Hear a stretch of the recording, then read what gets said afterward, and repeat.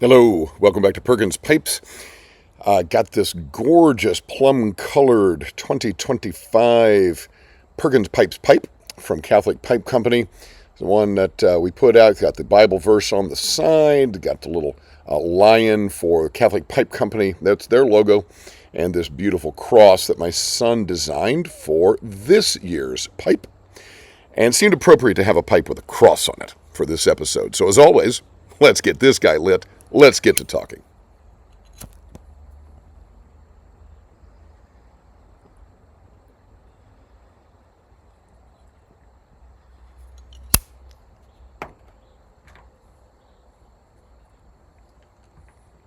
I talk a lot about education on this channel. In fact, I talk a lot about education in general. I write about education. I speak on the topic of education, many different venues and places and so forth. And there are places where I can get into the real heart of the matter, and some places where I can only go so far. And since this is my pipe channel, I can say what I want. I've had some episodes on here about this wonderful little book from Luigi Giussani, The Risk of Education. It came out in 1995.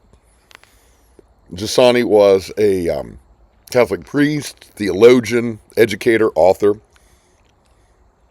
And there is no book that I have highlighted more. I think there might not be one or two pages in this book that are not highlighted. Here I was like, I can't even highlight it. I'm just going to put a border around the whole paragraph there. Highlighted it, taken notes in it. Despite the fact that I've got a new book out of my own on education. Quick plug, The Golden Waffle Principle, Finding Meaning in Teaching. This is the best book I've ever read on education.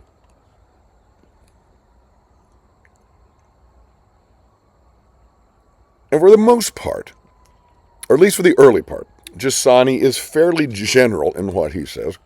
A few Christian things in particular. He's fairly general. But then, man, he opens up. And I want to read you something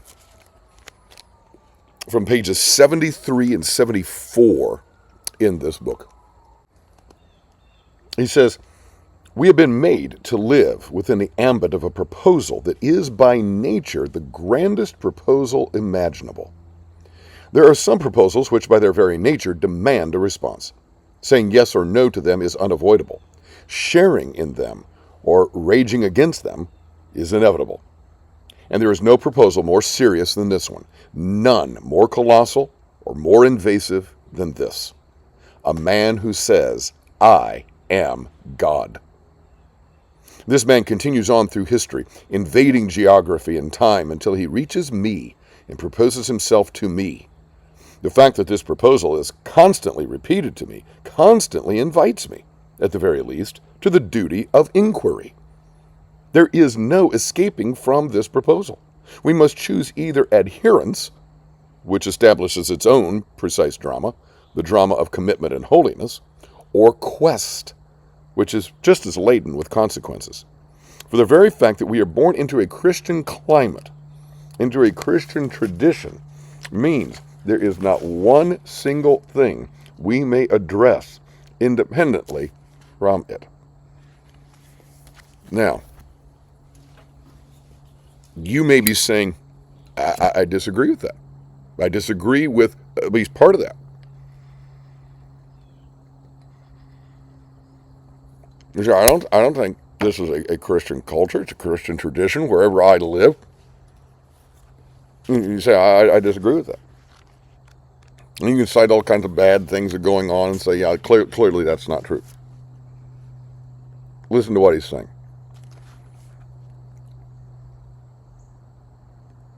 Once someone or something has entered your life that is of a monumental proposal, a monumental idea or significance, then you really only got two options. You either accept it or you reject it. Okay?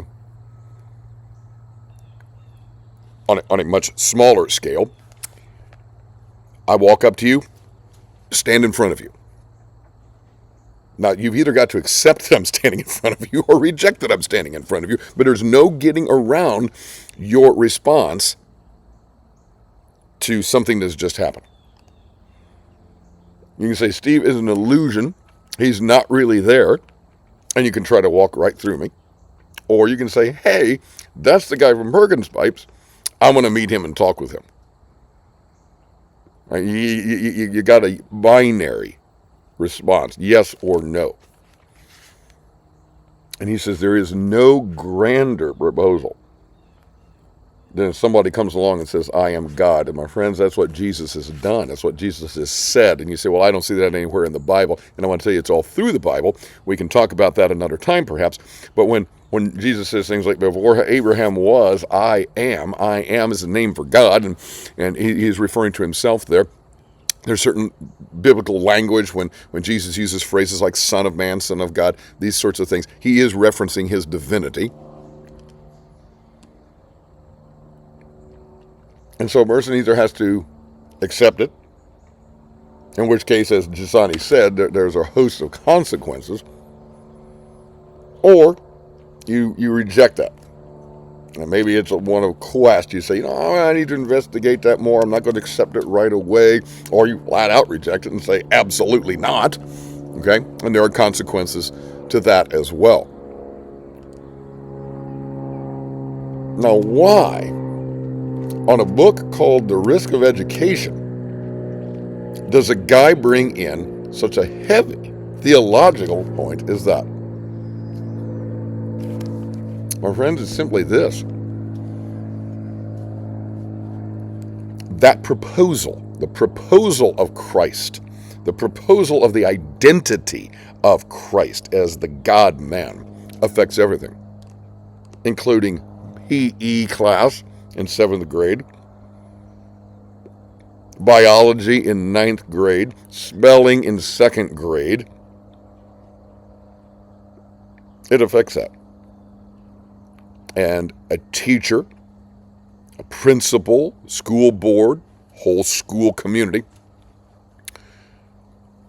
you're confronted with that binary decision. You either accept that or you don't. And there are consequences either way. And I've been convinced for over 35 years now, longer than that, I've been convinced that Jesus is the God-man. I know that to be true. But for over 35 years now, I've been convinced that that does make all the difference in the world when it comes to my teaching, the way I approach students, the way I approach my subject, things that I'm willing to talk about, things that I'm not willing to talk about, how I judge the suitability of what's appropriate for certain age groups, the connections that I'm going to make in light of the fact that Jesus exists and is God, and we are now living in a world after that, right? After his arrival as the God-man, his revelation of himself as that. How could I teach math in the same way? Right? How could I teach art in the same way? How could I teach literature? How could I teach history in the same way? If I pretend that had never happened.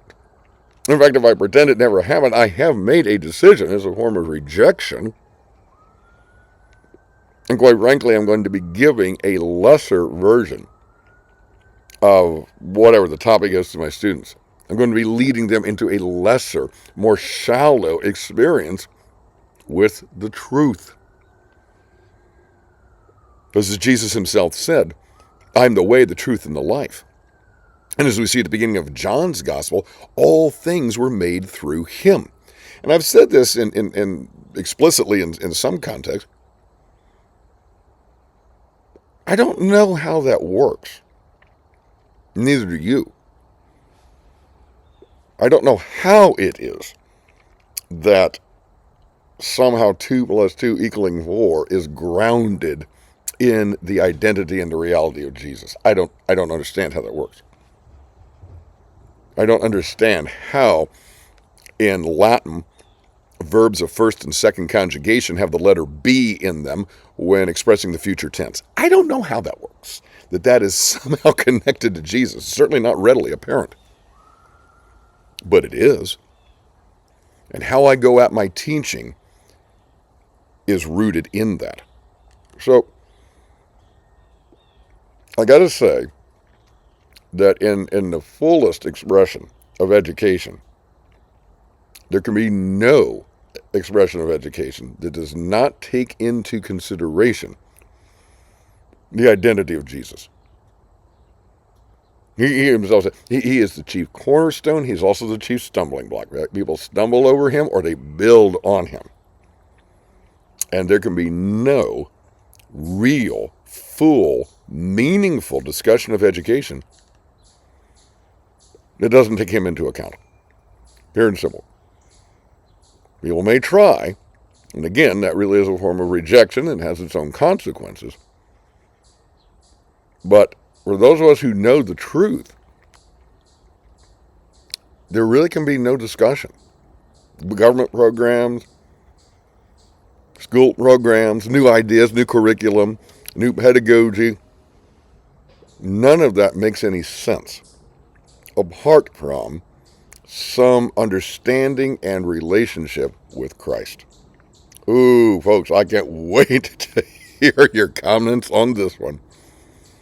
As Malcolm Guite likes to say, I do these little things in order at last to do nothing. Or as I like to say in Latin, Parva ago ut tandem, nihil agam. Have a wonderful day.